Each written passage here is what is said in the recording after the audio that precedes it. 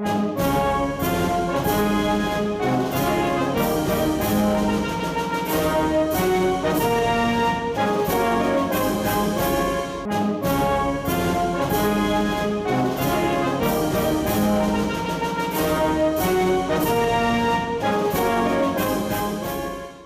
I bring your next speaker, I'd like to do a recognition.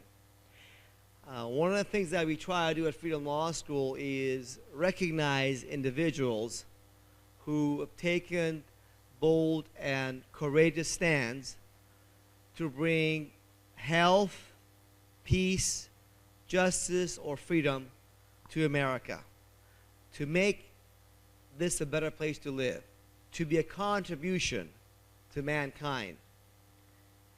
And unfortunately, too often we believe at Freedom Law School these individuals do not get recognized enough for the incredible dedication that they put to provide us what they bring so selflessly. And so we like to, at these conferences every year, take the occasion to do that. And last night, many of you saw, we recognize some of those individuals, and tonight we're going to recognize more of them. But at this point right now, I'd like to recognize this individual who has been over 25 years worked on bringing real health, real nutrition and health to the American people.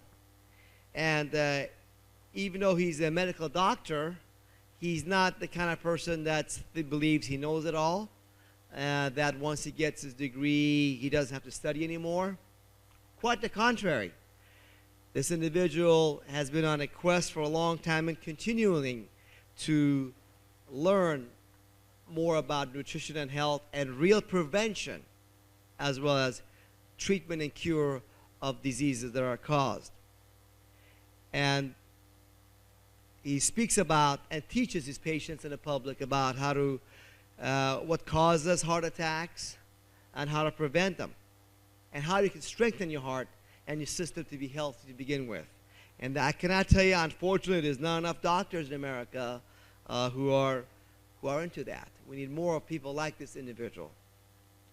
And so Freedom Law School, in recognition of your relentless search for timeless principles of health, and your lifetime dedication of empowering individuals with the ability to heal their bodies from disease. And by the way, he's a founding member of the West Enterprise Foundation. We recognize you, Dr. Tom Cowan, as an American champion of health and healing, and your next speaker. Come on up, Tom.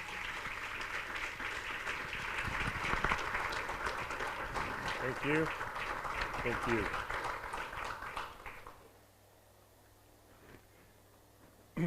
This thing on? So thank you. I thought I did know it all. So I know that one thing I do know is this is, I think, the first time I've ever spoken right after an IRS agent.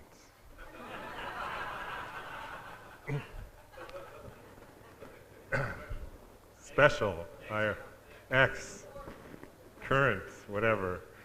None of those categories. We can turn this off for now.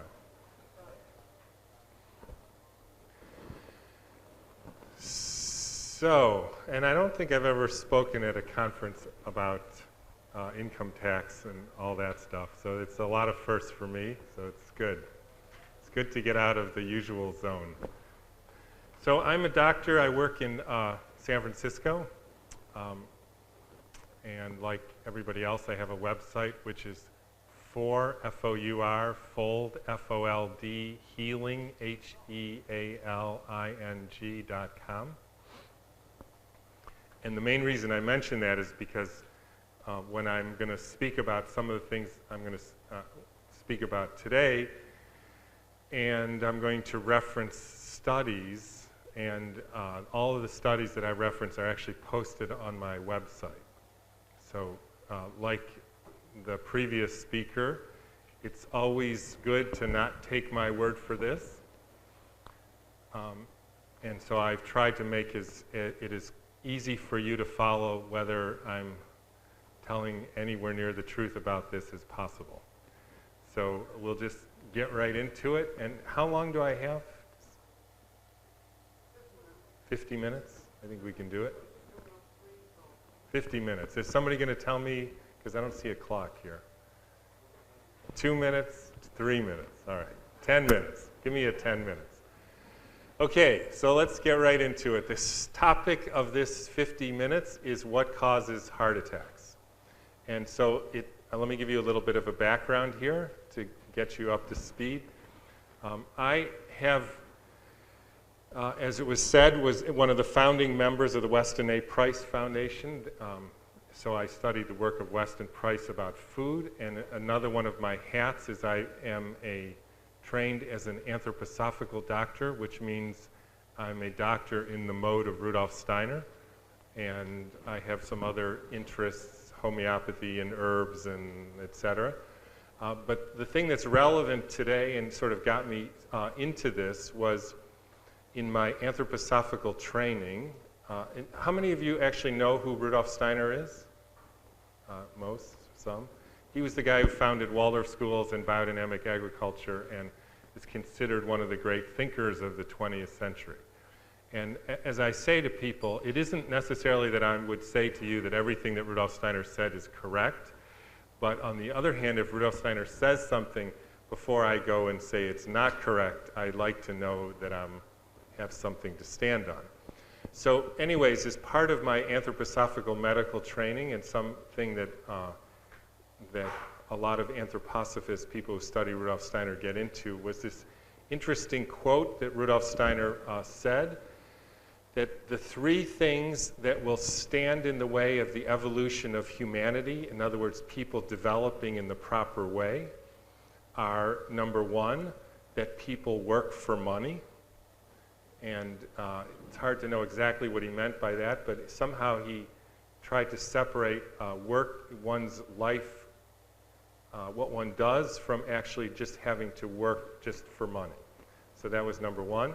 Number two is he said that people think there are sensory and motor neurons, which is something that I'm not going to get into because that would take us way afield. And the third one, which is the one that's relevant for this talk, although not directly relevant, but somewhat, was he said, one of the things that will stand in the way of the development of humanity is that people think that the heart is a pump. Now, everybody in regular science and medicine has taught that the reason the blood circulates is because the heart pumps the blood around the body. And that is actually not the subject of this talk, but it's a subject that I wrote about in my book called The Fourfold Path of Healing, which is actually on sale out there. And so it took me about 20 years of looking into this to try to convince myself, because in the beginning I thought, this can't be. Everybody knows that the reason the blood moves in the body is because the heart pumps it. And after 20 years of looking into it, I finally became convinced that in fact the heart is not a pump, and in fact Rudolf Steiner is correct that looking at it as if the heart is a pump really distorts your entire worldview. And I think that's what he meant when he said that that is one of the keys to re-envisioning of the human potential and human society, etc. So this happened about 9 years ago when I published my book, when I came to what I thought was sort of my final understanding about the role of the heart in the human organism. And at that point, I thought, okay, that's enough about being a radical about the heart. I'm sort of done with the heart, and I'm going to now spend my time promoting the idea and explaining to people why the heart is not a pump, which, by the way, about 9 or 10 years later, I'm more convinced than ever, and even have some further things to say about that. But I probably like a lot of people, I didn't necessarily envision myself as being a radical. I mean, in some ways I did, but about anything more to do with the heart. So there I was fine. I had my radical thing to say about the heart. I was now going out and giving talks and workshops and trying to promote this as much as I can. Eventually there even became models that you can actually see how the heart works and that it can't possibly be a pump. And then, about 4 years ago, I got an email from a guy in Brazil, and he asked me this question, which was, when you give digitalis to your cancer patients, do they have heart attacks? And I thought to myself, what? Like, so here's the background of this. Digitalis, which is up until the last 10 years, is the main heart medicine of all time. Digitalis is the tonic for the heart. It's used for congestive heart failure. It's used for arrhythmias. It's used for all things to do with the heart. And over the last number of years, through my research, I had, again, sort of inadvertently come on the fact that digitalis is a very good cancer medicine. There is a number of references which are posted on my website which describe digitalis as a cancer medicine. And I even went so far as to have a pharmacy friend of mine grow biodynamic digitalis so I could get pure digitalis leaf to use for my cancer patients. And I think it's been a real help in the treatment of cancer patients. So I was done with that. But the reason this guy in Brazil sent me this was because he was looking for people who were writing on digitalis, and he had just finished a 29-year study. Actually, his father-in-law, who is the head cardiologist at a big cardiology hospital in Brazil, saying that people who have heart disease, meaning on the road towards or have had heart attacks, who take digitalis have, instead of a 29 to 32% death rate per year for conventional treatment with heart attacks. In other words, if you have a heart attack and you do conventional treatment with bypass and angioplasty and stents and Lipitor and statin drugs and beta blockers and all the usual treatment for heart disease, there's about a 29 or so % death rate per year. Those same patients who are treated with digitalis, their death rate goes down to about 7% per year. And he was just in the process of publishing this in the main Brazilian cardiology magazine, and read about my studies on digitalis with heart disease. So he asked me whether my cancer patients die of heart disease. Well, the answer is no, but that doesn't mean that they would have, because they don't have heart disease, and I wouldn't have expected. And so I had the sense to ask him, why are you asking me this question? And he said, because of this study. And then the further thing that came with this study was that in the course of their investigating the effect of the treatment of digitalis on heart disease, and this is the big news because the title of this talk is What Causes Heart Attacks, they discovered that heart attacks are not caused by what we think they're caused by. Now, let me back up a little bit. Who knows what causes you to have a heart attack? Now, let me just back up a little bit. We're talking about the spectrum of angina, unstable angina, myocardial infarction, otherwise known as heart attacks. In other words, when you talk about heart disease with people, this is generally what we're talking about. People who have chest pain from their heart, sorry about that, and then people who go on to have heart attacks and maybe even die. So what causes heart attacks? Stress. So you get a group like this, and nobody gives you the right answer. Chris, what?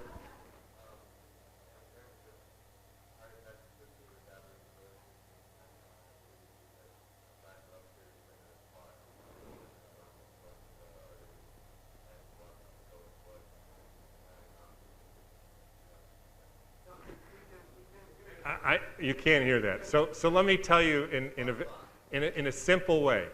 everybody knows, and so this is a conference that people are into looking at big pictures, and especially the kind of thing that everybody thinks is true, and that coincidentally, typically, somebody is making a lot of money about thinking this is true. So bottom line here, everybody knows, every cardiologist, every internist, every guy in the street, except the people who give wacky but maybe incorrect answers like magnesium deficiency, everybody knows that the problem with heart attacks is you have a blockage in the blood vessel that leads to a certain part of the heart. That blockage is caused by plaque, and the plaque, meaning the stuff inside the blood vessel, doesn't let the blood go through, and that starves the heart that's sort of downstream from that, from oxygen. And if that goes on long enough, you actually have death of the heart cells, and we call that a heart attack. Let me say that simpler. You get a blocked artery, and downstream from the artery, you get death of the cells. And everybody agrees that that's the problem with heart attacks. That's what causes heart attacks. That's what I thought caused heart attacks up until about 4 years ago. And so the entire debate in the conventional or alternative literature about this is what causes these plaques to build up. Now, some people say it's cholesterol. Therefore, you should lower your cholesterol and the plaques won't build up. And since we all know the plaques cause heart attacks, then you'll have smoother blood flow and life will be good. Other people say it's high-fat diet. Some people say it's milk. Some people say it's stress. Some people say it's magnesium deficiency. But this was the first time in all my years of looking into this that anybody said anything but the problem is the blocked arteries. That's what caused it. Now, he, in explaining to me the effect of digitalis, which has no effect on blocked arteries, and a dramatic effect on the survival and death rate after myocardial infarction, he said his father-in-law, the cardiologist, came up with what he called the myogenic theory of heart disease, not the thrombogenic theory of heart disease.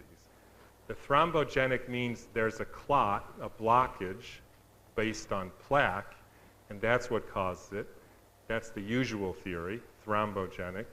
The myogenic means it has essentially nothing to do with the blockage in the artery, but it's all about the heart. Okay? Now, what he meant by that, and so I said, well, I need to see this, and so just like Joe, the IRS guy, I was sent a box about like this of all of the research papers going back to the 1920s, some of which in Portuguese, some of which in German, that goes through the entirety of the debate for the last 80 years on the debate between the myogenic, that it's the heart as an organ, versus the thrombogenic, which means it's coronary arteries. Now, interestingly, when you say somebody has a coronary artery or a heart attack, we actually call it a coronary, meaning a coronary artery buildup. And they go and have angioplasties, and they get the dye test, et cetera, angiograms to see whether they're blockage. And the entirety of modern cardiology with regard to heart attacks is seeing whether your arteries are blocked, finished. And the whole thing with statin drugs is lowering the cholesterol to keep the plaque from building up in your arteries. And this guy was saying this has little, if anything, to do with heart attacks. It's all about the heart as a muscle. Okay, so I got this box. I referenced all his studies and looked them up and spent about a year and a half looking into this, trying to convince myself. I remember bringing it up with my son, who knew about me saying that the heart is not a pump, and his comment to me was, "Dad, don't go there. It's a bad move, because everybody knows it's the blocked arteries. You don't want to go there. People just think you're a kook. But I had to see what it was said. Now, the first thing I found out was that up until about 1960, the cardiologists themselves actually didn't believe in the blocked artery theory. They, for instance, said all of the blood vessels in the body get blocked with plaque. There's no reason to think this is particularly special to the coronary arteries. How come we never hear about a spleen attack? You ever hear of anybody getting a spleen attack? Or a kidney attack? Or a liver attack? Or a pancreas attack? And the only two that you get are heart and, to a certain extent, brain. But since nobody thinks that there is a differential amount of plaque buildup depending on which artery you're talking about, there is no sense in thinking that certain organs get heart attacks even though their blood flow is blocked the same as certain other organs that don't have these so-called attacks.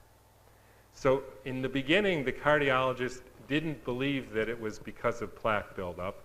They said, no, it's all about the heart. So the next thing, and now I need these slides, is I started looking into the actual papers that have been done about this. And over the years, there have been a number of papers that have looked at, if you look at the percentage of people with heart, it's the one before that. Yep. I even have my pointer here. So there's studies, there's clinicians and pathologists expect to find a thrombus in the coronary. We are led to believe, I know we're led to believe, that if anybody has a heart attack, it's because they have a blocked artery to that part of their heart, right? If you actually, somebody said no, but we are led to believe that. The reported incidence of this thrombosis, this blocked artery, varies from 7%, this is on autopsy, in other words, somebody dies of a heart attack, and so they cut their heart open, they look at the coronary arteries leading to that part of the heart, and in some cases they find 7% of the arteries are blocked. In other cases they find 91%. Here's one that said of these people who were studied, 25 patients who died suddenly, only 2 had a blocked artery in the artery leading to that part of their heart that had a heart attack. Now, this is a shocking thing because we're told that the only reason anybody has a heart attack is because the artery is blocked to that part of their heart. And if you actually do a study, sometimes you find 2%. And in this one with a transmural, which means full thickness heart attack, they found 54%. So that's more. But you could ask the question, what happens to the other 46%? If we're told that the only reason somebody has a heart attack is because they have a blocked artery, clearly here, 46% had no thrombus. Let's see the next one. This goes all the way back to studies in the most prestigious cardiology journals. Here's a paper by, and again, I have all these papers on my website. I don't expect anybody to believe this. Here's 1998, American Journal of Cardiology, for God's sake. The authors found that those with an acute heart attack, 49% had a recent blockage. 49%, that means 51% had no blockage to the part of their heart that died, even though we're told that's the only reason people have heart attacks. 30% have no thrombus, 14% had moderate plaque, not enough to consider to cause it, and 7% had some totally different condition. In an earlier paper, this is Circulation, another big cardiology journal, 1972, 50 to 60% had sufficient thrombus to account for the MI. Here's one, 25-year autopsy studies found that only 25% had sufficient thrombus, that's a blockage to account for their MI, and 75 had atherosclerosis to some degree, but not important enough. And there's a further study, which is one of the keys to understanding this, that it turns out that these variable rates that you get, anywhere from 6%, which is almost zero, to 91%, which means most of them, have blockage in that part of their, in that blood vessel leading to that part of their heart.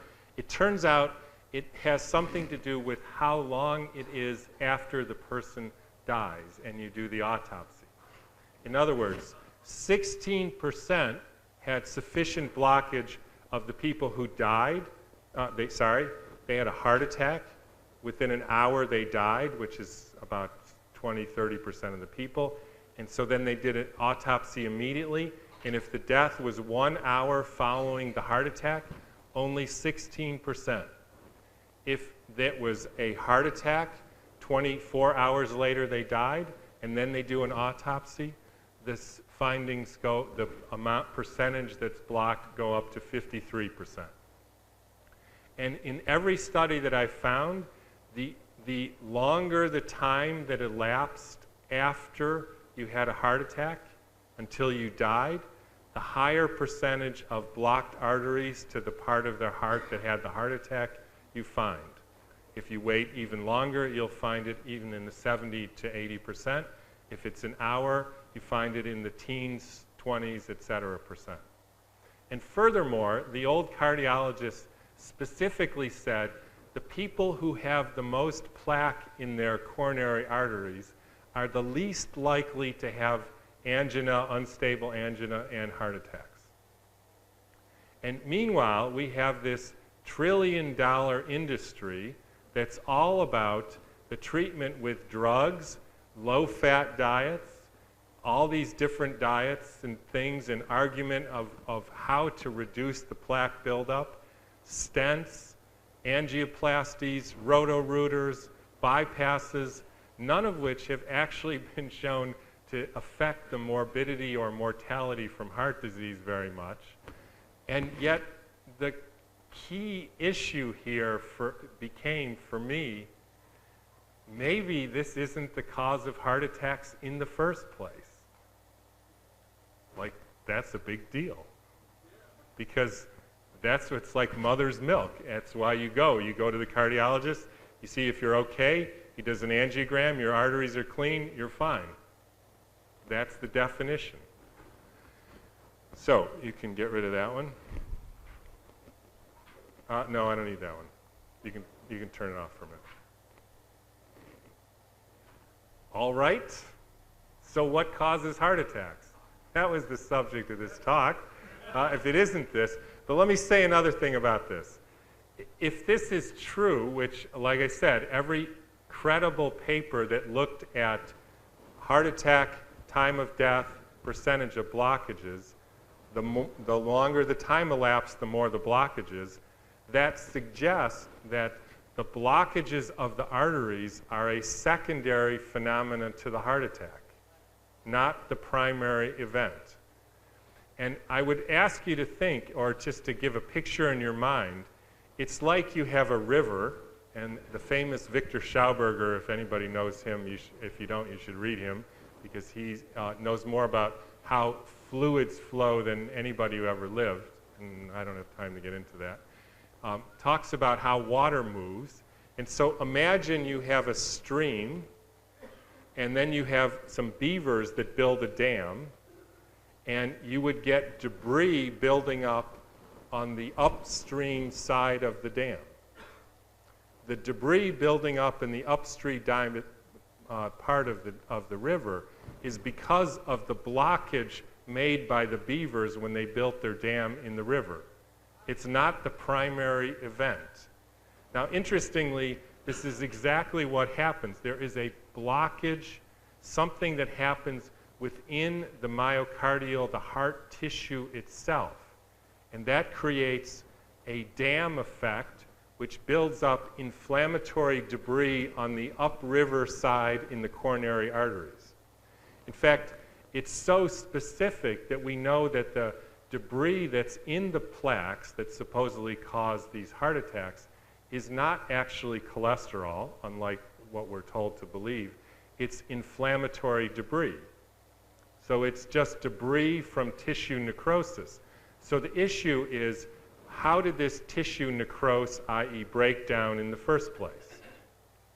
That's what causes heart attacks. So, everybody with me? So what causes heart attacks? No, because see, this is the interesting thing. All the people who give other reasons, high-fat diet, low-fat diet, high-carb diet, all this stuff, homocysteine, that's all talking about what causes the plaque. We're not interested in the plaque. Infection is what, there's a theory that it's an infectious agent that causes the plaque to build up. The big news here, and if there's anything I want you to remember, which is why I'm saying this over and over again, it ain't the plaque. It's, okay, you got it. So don't give me another theory about what causes plaque. You can give me theories if you want. But here's what causes heart attacks. In the cells, they take oxygen and food from the blood. They metabolize it. The heart is a muscle, just like your leg is a muscle. And they put out waste products, carbon dioxide and water. If they don't have enough oxygen to keep up with their supply, they will produce lactic acid in a sort of anaerobic respiration. This lactic acid creates a so-called acidosis, or a lowering of the pH of the local environment, meaning the actual tissue cells. And if it gets more and more acidic, this actually destroys the tissue.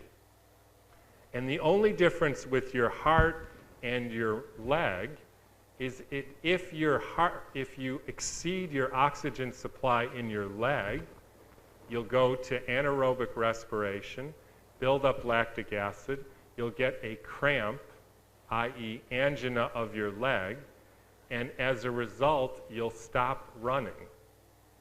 If you do the same process, you exceed your oxygen supply and go into anaerobic respiration, build up lactic acid, get acidosis in your heart, and you decide to have your heart take a bit of a rest, you're dead.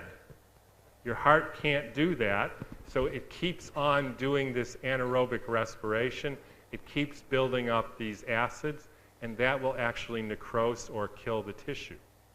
So now the next question is, how do you get into this imbalance where you don't have enough oxygen and food to nourish the tissues, but specifically, more importantly, how do you help get rid of the lactic acid that's built up when in times of heavy exertion?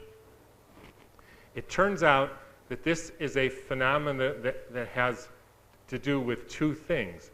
One is capillaries.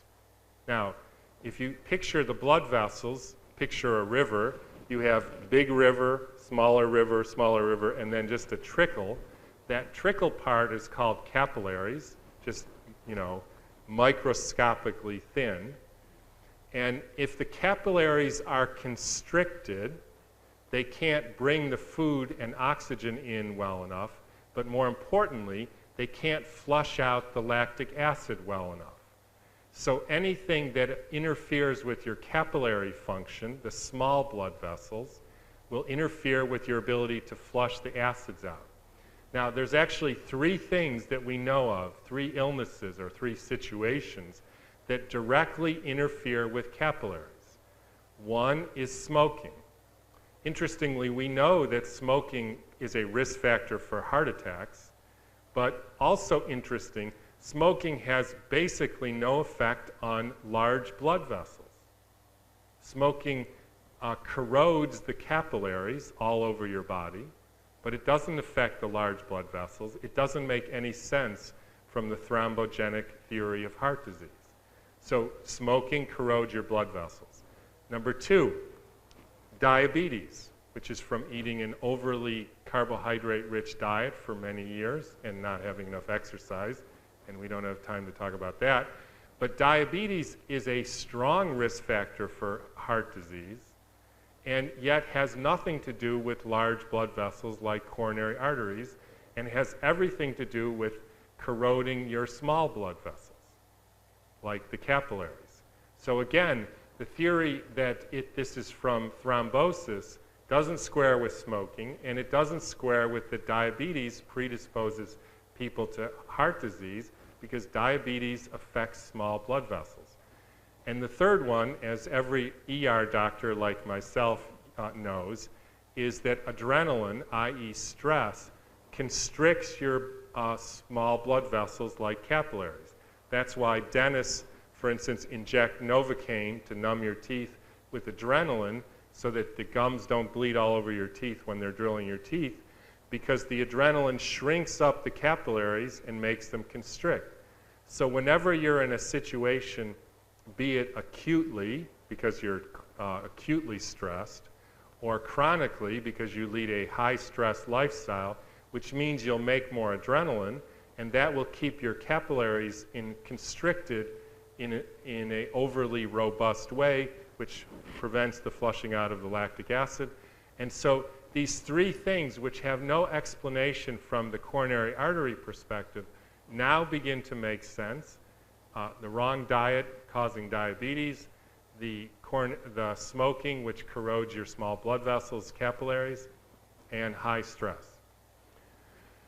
So there you go. Now, the question then is, what does this have to do with digitalis?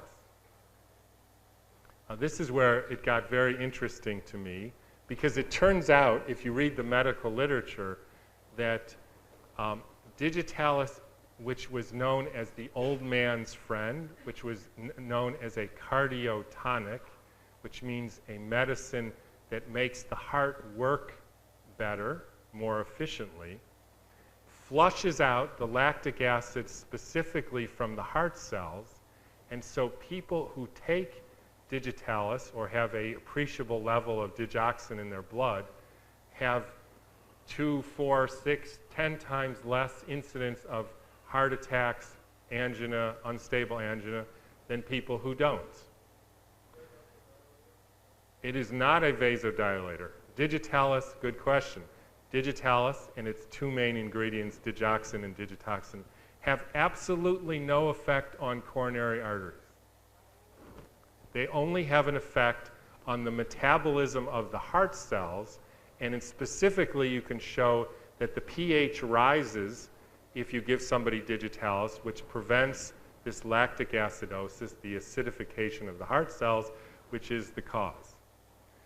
Now, after I heard that, I started remembering, in my previous incarnation as a doctor, I spent about 10 years as I was building my practice up, working as an emergency room doctor every Saturday and Sunday night in Binghamton and Ithaca, New York, and other places. And I've seen probably 20, 30, 40,000 people come into my emergency room with chest pain and or heart attacks. Or I don't know how many people, but it was a few a night for many years.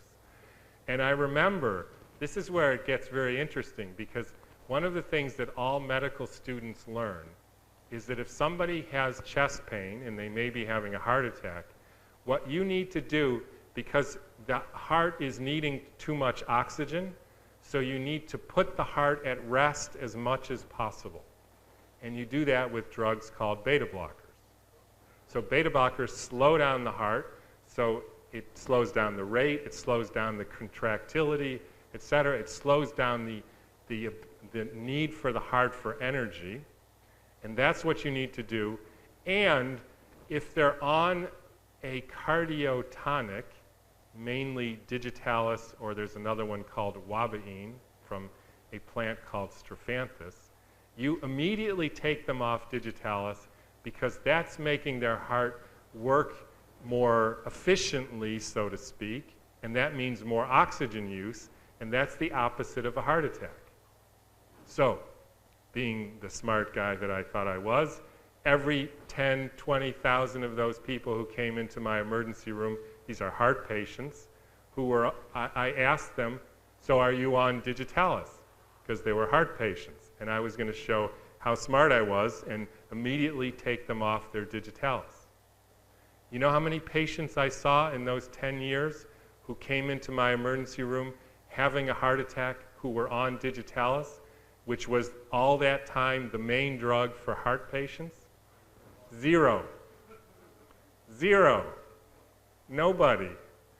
And being the genius that I am, I started thinking to myself, hey, I wonder if somehow this protected them from having heart attacks.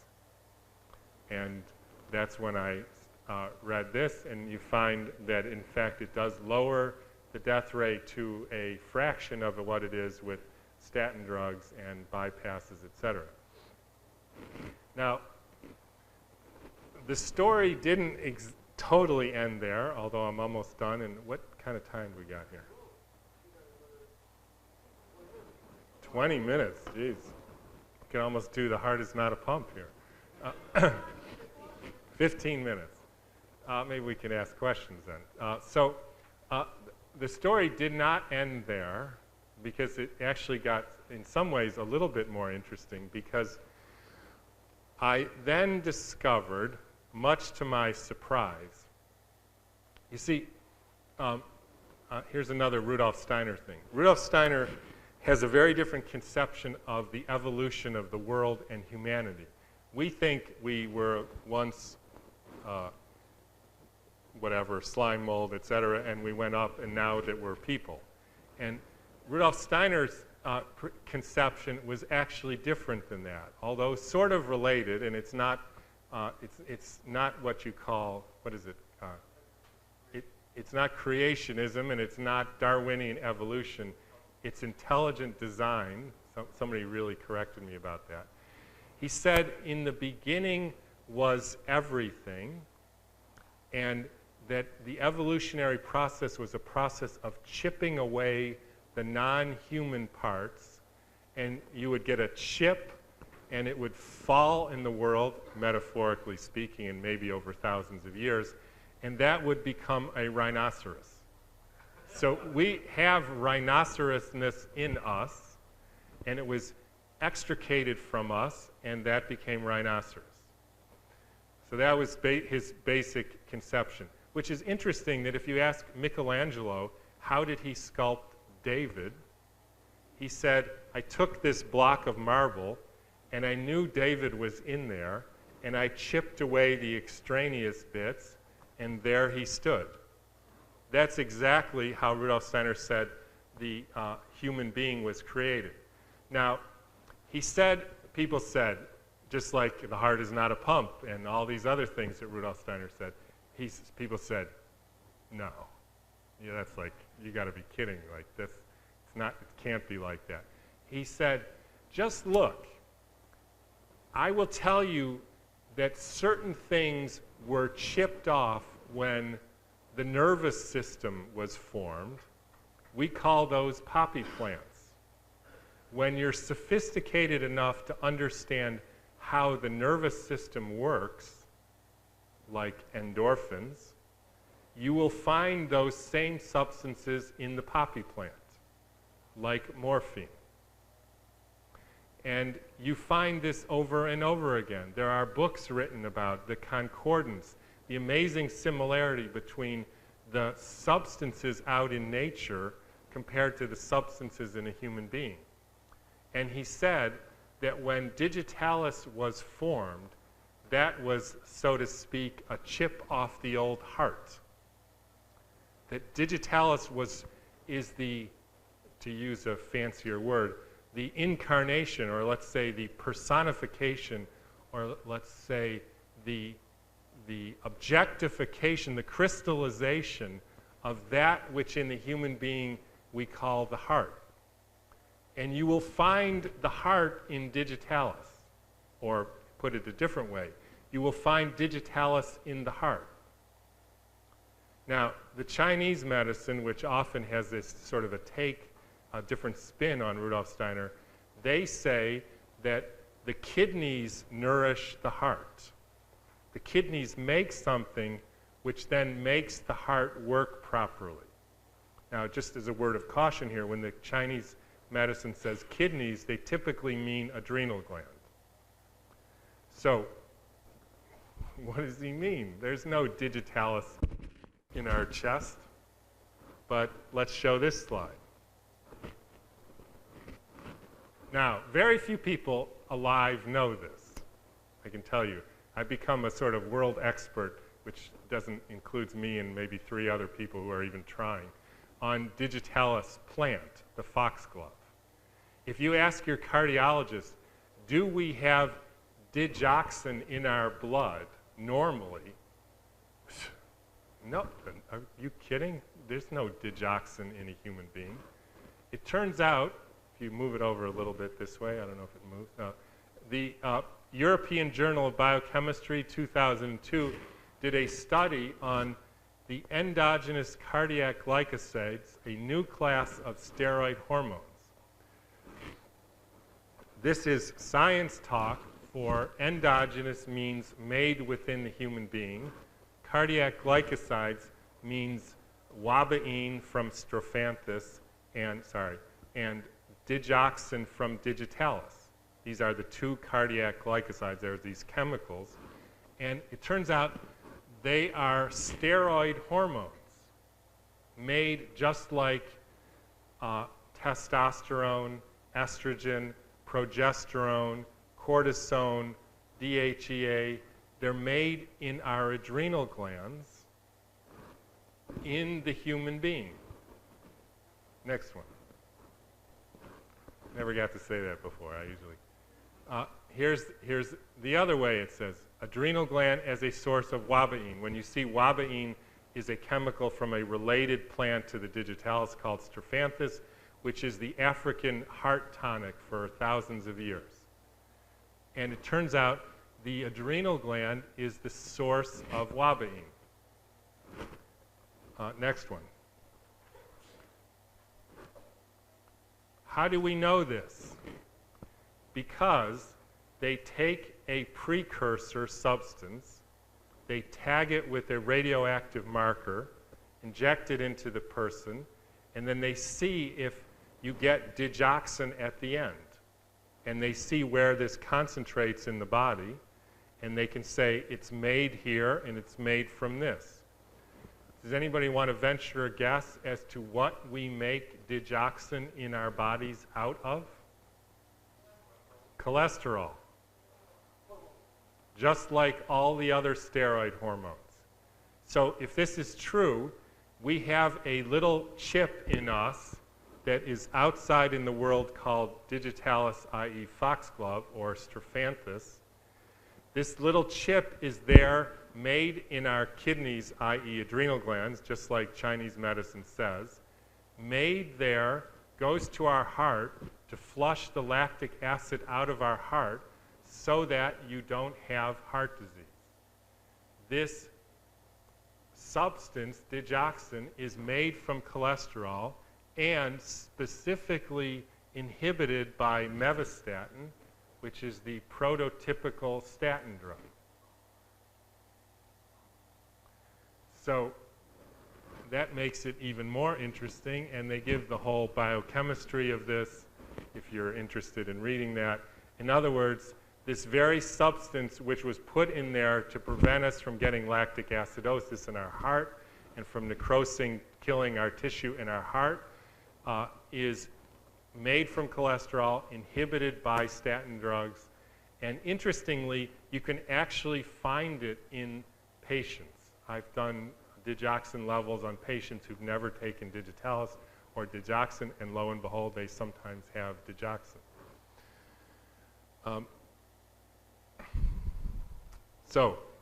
Let's just go to the next one there. So this makes sense then, 5 minutes, of some other very interesting information, which is, for instance, a study in The Lancet, one of the biggest medical journals in the world, cholesterol and all-cause mortality in people in Honolulu.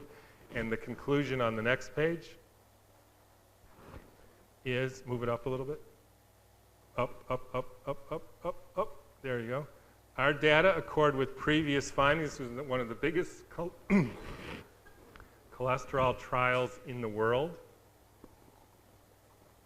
because the theory is if it isn't from cholesterol plaquing up the arteries, which isn't cholesterol anyways, and that the plaque has nothing to do with it, and that the main protective chemical that we have is a substance made from cholesterol, it is no surprise that our data accord with previous findings show that long-term persistence of low cholesterol increases the risk of death, and the earlier that patients start to have lower cholesterol, the greater their risk of death. This is in the conventional medical literature, one of the biggest English-speaking journals in the world. And you can also see in 2001, Lancet, August.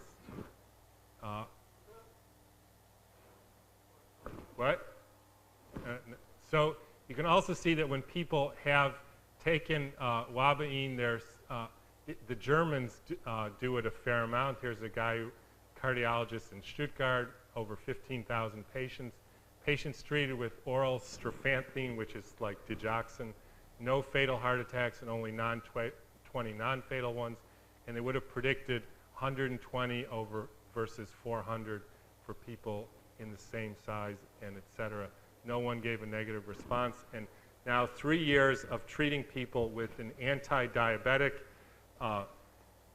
adequate good fats, low carbohydrates, low processed foods, nourishing traditions, Weston Price diet, lots of raw milk, butter. Particularly, we like the butter even more than the milk, but it's just because we concentrate the good part. I can say in treating them with either digitalis, biodynamically grown, checking the digoxin levels, or a preparation called Stradival, which is pure Wabaine. All of my heart patients, nobody has had a heart attack. Their angina usually goes away. This is a fairly straightforward manner.